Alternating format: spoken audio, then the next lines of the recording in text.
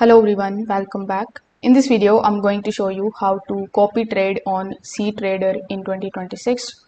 For that, first of all, you need to come here on ctrader.com and you need to simply log in here with the help of your login credentials. Now, when you log in into your account, your Ctrader account's dashboard is going to look something like this. Now over here, you need to make sure that your broker supports the Ctrader copy feature because not every broker enables the copy trading option. So you are going to see this copy button here in the right hand section. So you just have to simply select the option of copy. Then you will be shown a bunch of different copy related options over here. So this section is going to show you the strategy providers that other users can follow automatically.